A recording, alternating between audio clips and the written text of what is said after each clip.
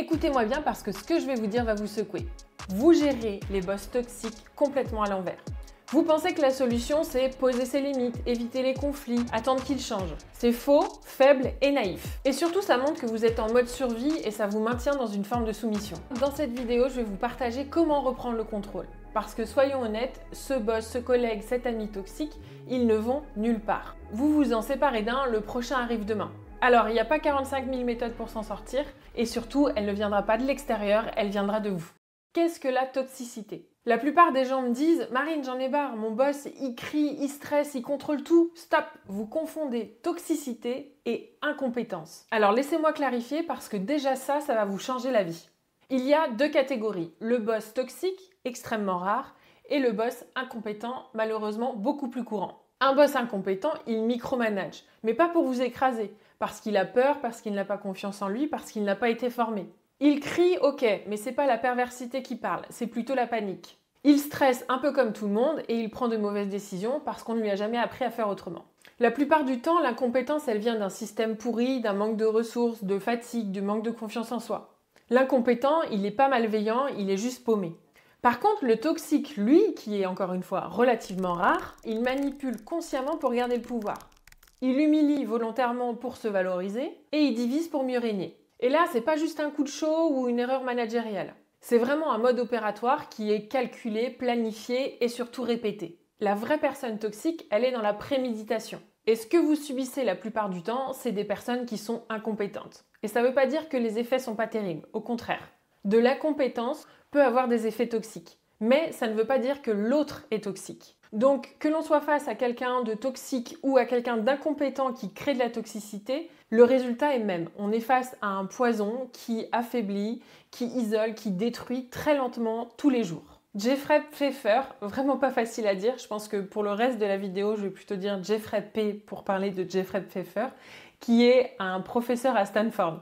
Il a beaucoup travaillé sur la toxicité et il dit que la toxicité au travail, c'est une pollution sociale aussi violente que la pollution environnementale. C'est un peu comme si vous viviez avec quelqu'un qui fume 3 paquets par jour dans votre salon. Au début, rien, et puis après, vous allez gentiment tousser, vous allez vous habituer et boum, cancer des poumons. La toxicité, c'est pareil, ça pollue le corps et l'esprit. Et Jeffrey P. a fait le calcul, il estime qu'aux États-Unis, 120 000 personnes meurent par an à cause de la toxicité au travail.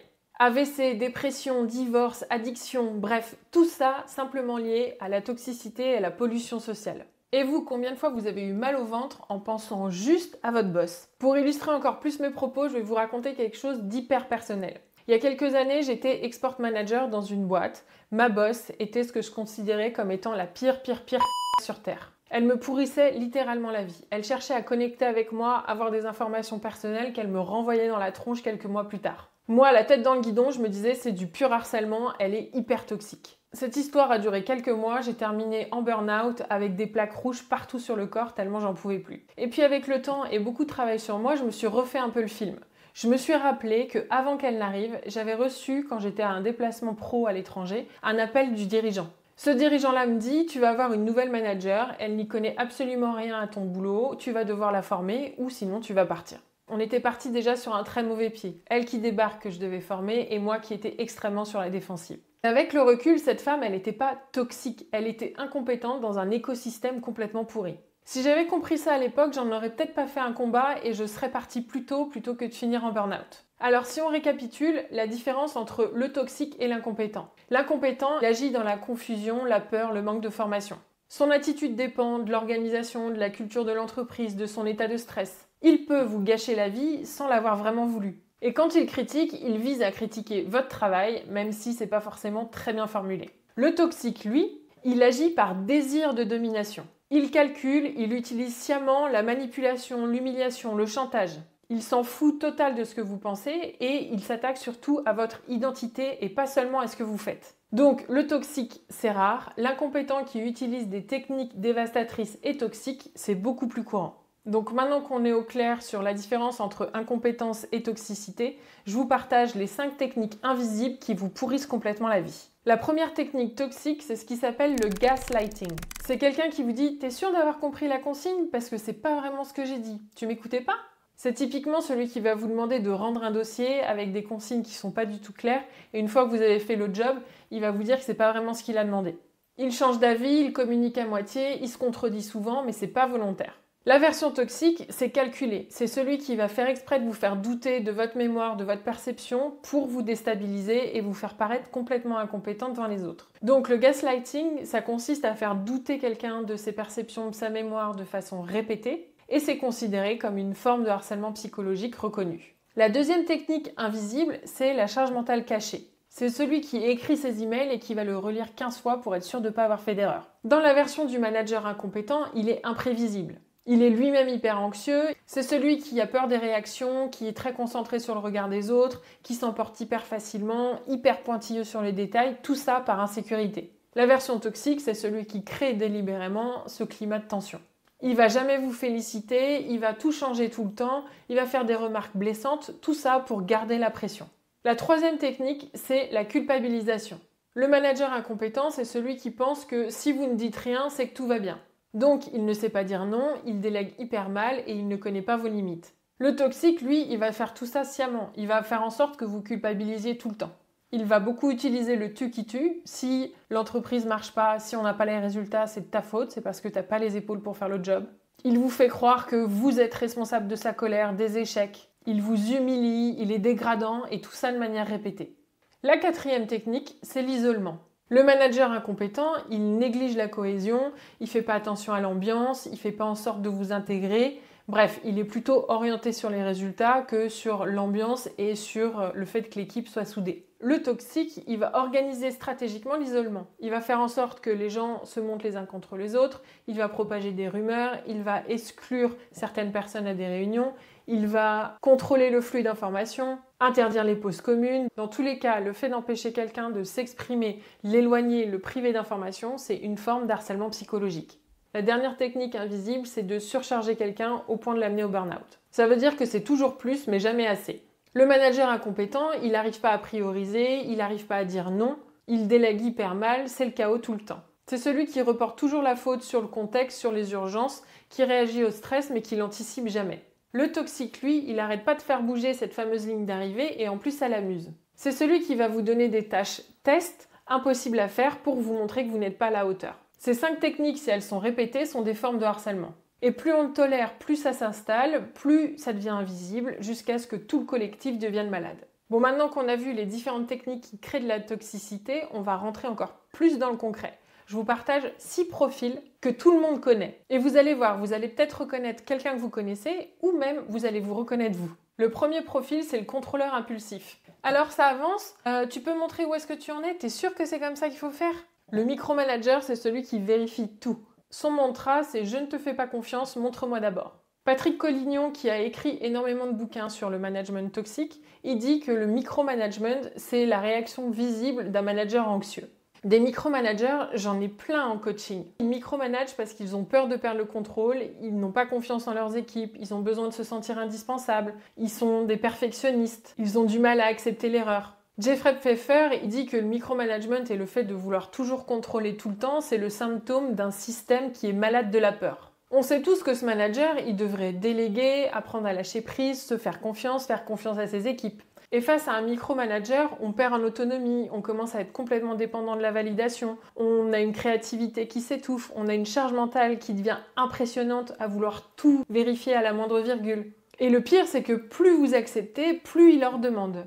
Marie-France Irien, qui a écrit beaucoup de livres sur le harcèlement moral, dit que la soumission au contrôle débouche tout le temps par une lente disparition de sa personnalité au travail. Et si ce boss révélait quelque chose de vous? Peut-être que vous attirez le micromanagement parce que vous ne prenez jamais d'initiative. Peut-être qu'inconsciemment, vous avez toujours besoin d'être assuré, vous avez besoin qu'on valide votre choix. Et lui, il valide ce rôle à la perfection. C'est Merton qui parle de la prophétie autoréalisatrice. Il dit que finalement, plus on est surveillé, moins on ose et donc plus on est surveillé. Et que le seul moyen de casser ce cycle, c'est de prendre des risques d'initiative. Alors soyons honnêtes, cette semaine, combien de décisions vous avez prises sans demander l'autorisation? Le meilleur antidote du micromanagement, c'est pas la rébellion. C'est la prise de décision, la clarté sur ses propres limites. Mais restez avec moi, dans quelques minutes, je vous partage ce kit du survie qui vous permettra de faire face à tout type de profil. Le deuxième profil, c'est le coach bancal.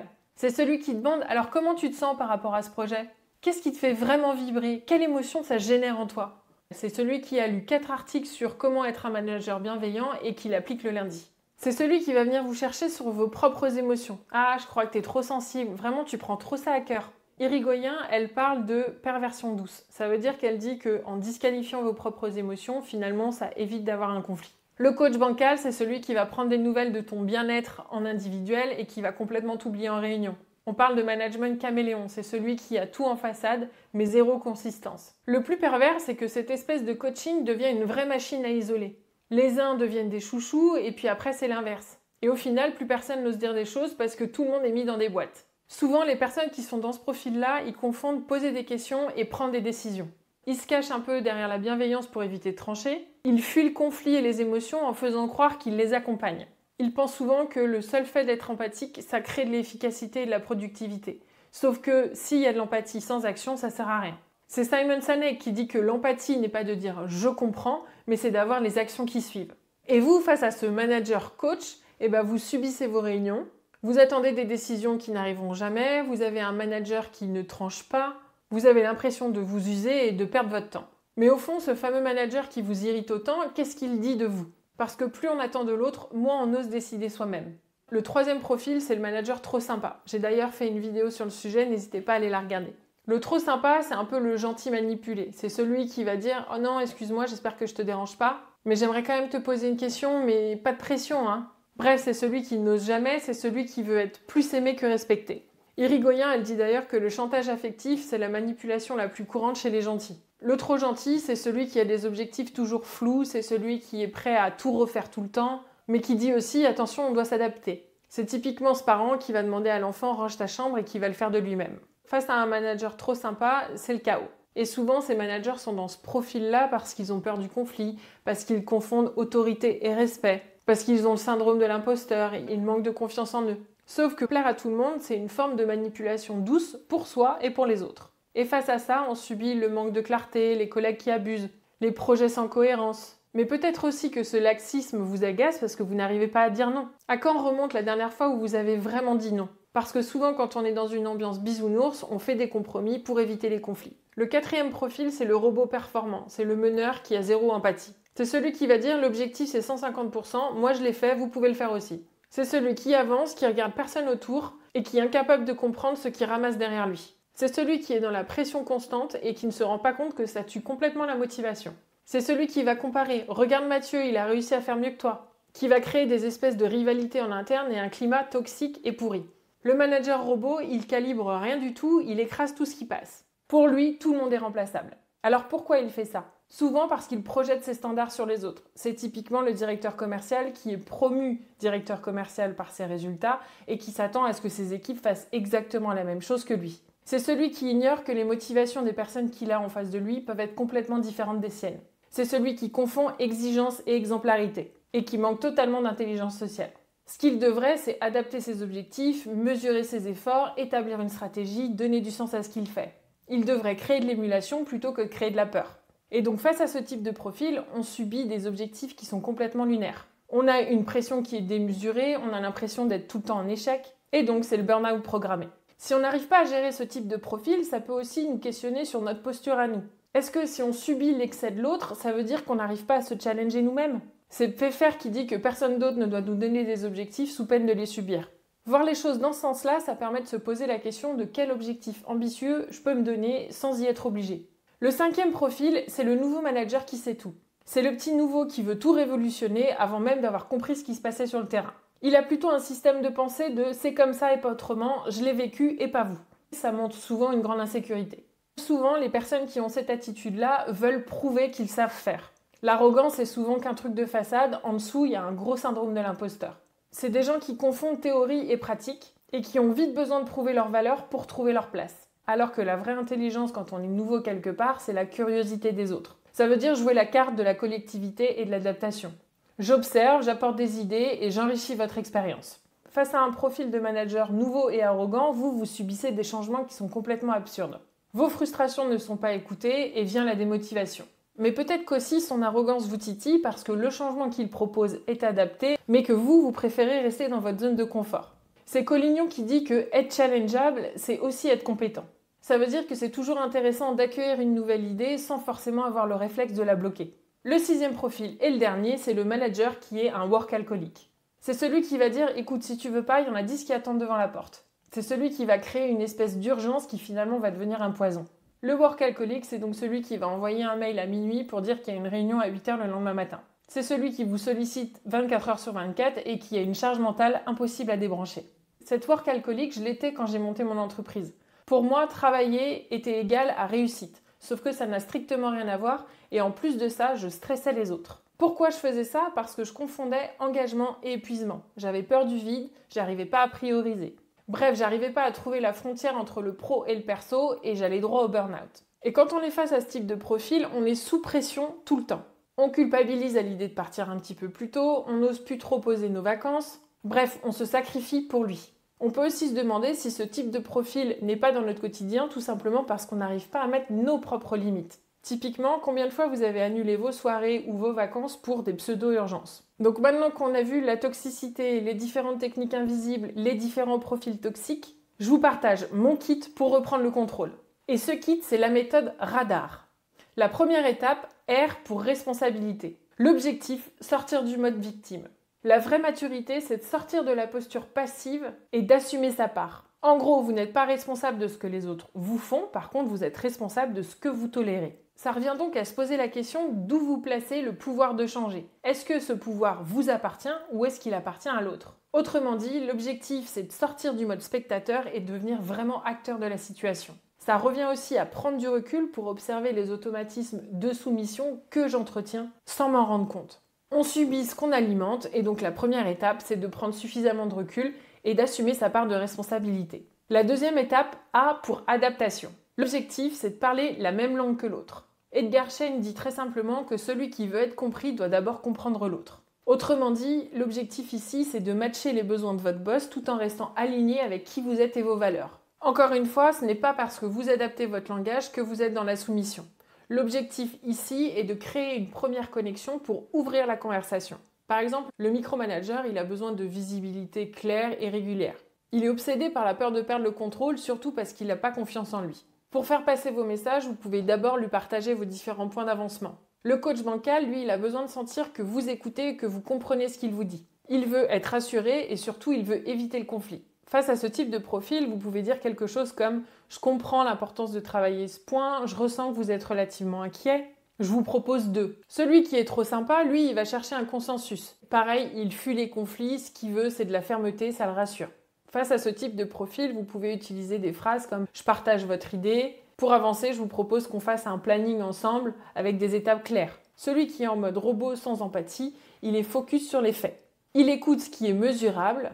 Il valorise la performance, les chiffres, pas l'humain. Pour lui parler, mieux vaut se focaliser sur du concret. D'après mes dernières études, le chiffre d'affaires a augmenté de 10%. Si on veut atteindre notre chiffre à 1 million, voilà ce qu'il faudrait faire. Le petit nouveau, lui, il est en recherche de reconnaissance. Il a besoin d'être valorisé par ses idées, par son histoire, par son expérience. Ce qu'il connaît le rassure. Pour échanger avec lui, vous pouvez lui rappeler des exemples concrets, lui partager votre expérience. Très intéressant ce que tu proposes. Pour nourrir un peu ta réflexion, voilà ce que j'ai vu d'après mes 10 ans d'expérience dans cette boîte. Et pour terminer, pour faire face au workaholic qui confond épuisement et engagement, n'hésitez pas à poser vos limites. Il ne sait pas prioriser, alors aidez-le à le faire. Pour réussir à atteindre cet objectif, je vous propose de faire un point demain et de commencer par cette tâche. De manière générale, l'objectif c'est de toujours utiliser le je et pas le tu. Avec le jeu, vous pouvez exprimer vos besoins clairement sans jugement. Misez plutôt sur des questions ouvertes qui invitent au dialogue plutôt que sur des questions fermées qui bloquent la discussion. N'hésitez pas à reformuler. Le fait de demander à l'autre de reformuler ou de soi-même reformuler vous permet de poser des mots justes. Et pour finir, misez sur la communication non verbale. Ton calme, posture ouverte, regard franc et bienveillant. À travers cette étape-là, en fait, l'objectif c'est d'adapter donc votre langage à l'autre pour arrêter de subir. Ça veut dire que vous reprenez le contrôle de la conversation sans jamais renier vos valeurs et votre propre dignité. Ça vous permet aussi de limiter votre charge mentale et d'avoir une marge de manœuvre pour pouvoir avancer dans votre travail. L'étape suivante, c'est D pour détection. L'idée, c'est d'avoir votre propre radar interne. Face au harcèlement moral et toutes ces techniques invisibles qui détruisent, la meilleure façon de les désamorcer, c'est déjà de voir ces signaux faibles. Plus tôt ils sont détectés, mieux on arrive à les gérer et à les nommer.